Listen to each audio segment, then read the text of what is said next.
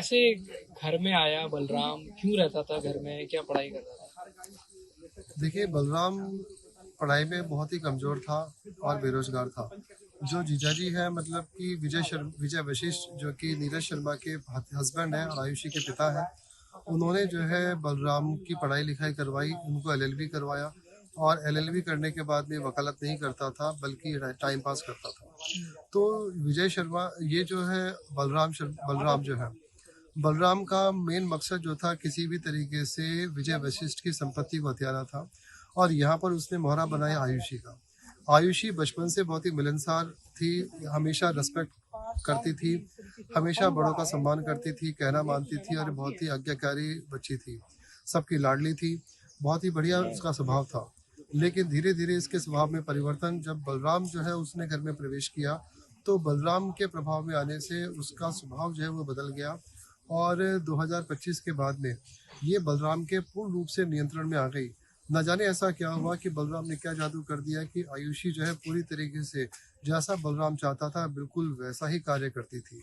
और ऐसा जो है माना गया, ऐसा संभवतः हमें लगता है कि निश्चित रूप से कहीं न कहीं इन दोनों के बीच में कुछ अवैध संबंध भी रहे हैं और किसी भी तरीके से बलराम जो है उसके पूर्ण रूप से नियंत्रण में जब से आई, तो इसके स्वभाव में परिवर्तन हो गया।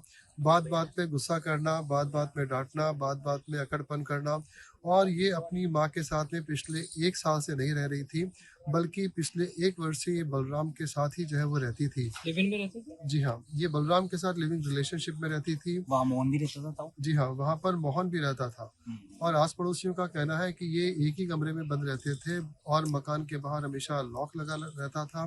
घर से बहुत ही कम बाहर निकलते थे और जो आयुषी है वो भी बीए एलएलबी की स्टूडेंट थी, लेकिन बलराम की सोबत में आने से एक होशियार बच्ची जिसका पढ़ाई में बहुत अच्छा रिकॉर्ड था, बहुत अच्छा उसका हमेशा रिज़ल्ट रहा है, उसका पढ़ाई में भी मतलब ध्यान जो है वो हट चुका था और बलराम के पूर्ण रूप से नियंत्रण में वो आ चुकी थी। तो बलराम ने संपत्ति हथियाने के लिए जो है निश्चित रूप से आयुषी को अपना मोहरा बनाया था। लिविंग रिलेशनशिप में रहते हुए आयुषी का स्वभाव पूर्ण रूप से बदल गया और वो बात-बात में झगड़ा करने लगी थी। माँ को भी उसने जो है हत्या से पहले जूस में जहर मिला के मारने की कोशिश की थी। तंत्र विद्या के द्वारा भी उसको मारने की कोशिश की थी। बलराम के प्रलोभन में आकर आयुषी जो है अपनी माँ की हत्या करना चाहती थी क्योंकि बलराम ने ऐसा उसको कहा था कि अगर जो है ये नीरज शर्मा की मृत्यु हो जाती है, तो अनुकंपा पे जो नौकरी मिली है विजय वशिष्ठ के बाद में, वो नौकरी जो है वो सीधे ही जो है आयुषी को प्राप्त हो जाएगी। तो इस प्रकार से आयुषी जो है वो बलराम के प्रभाव में आने के बाद में पूर्ण रूप से परिवर्तित हो गई। हमसे उसका व्यवहार खराब हो गया। क्या आपको ऐसा लगता है कि आपके जो जीजा जी की हत्या थी वो इन्हीं लोगों ने करवाई सिर्फ प्रॉपर्टी के लिए?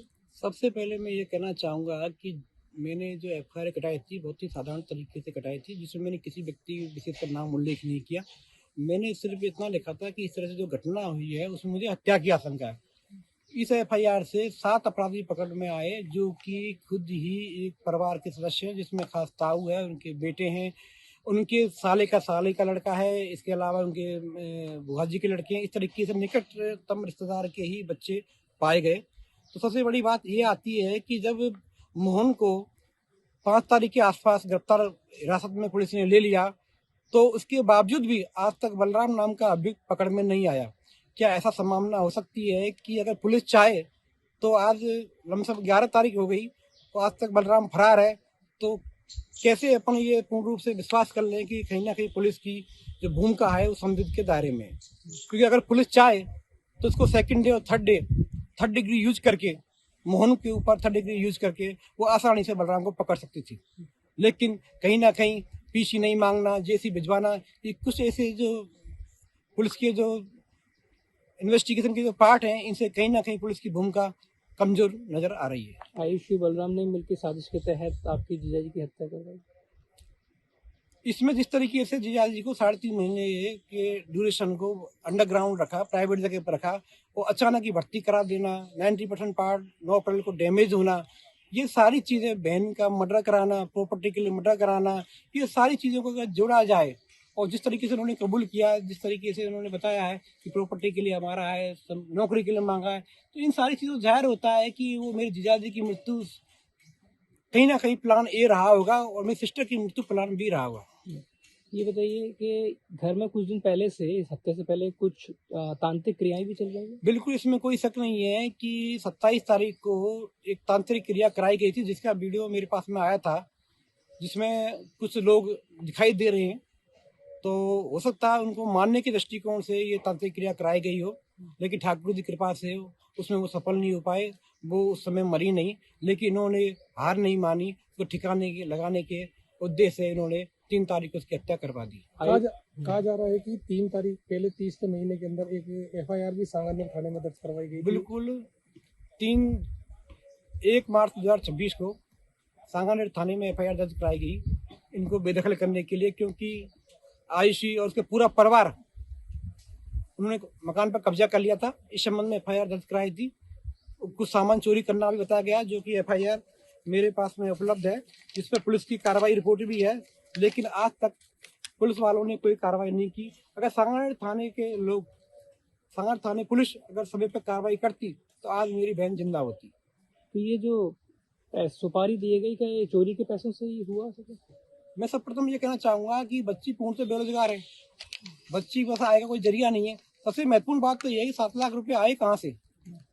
7 लाख रुपए कोई छोटी इनकम नहीं होती, छोटी राशि नहीं होती। आज महत्वपूर्ण ये है कि 7 लाख रुपए आए कहाँ से, इस पर पुलिस ने ना तो रिकवरी की, और सबसे बड़ी बात है कि आयुषी को हाईलाइट कर रखा है कि आयुषी ने मारा, आयुषी ने मारा, आयुषी ने मारा।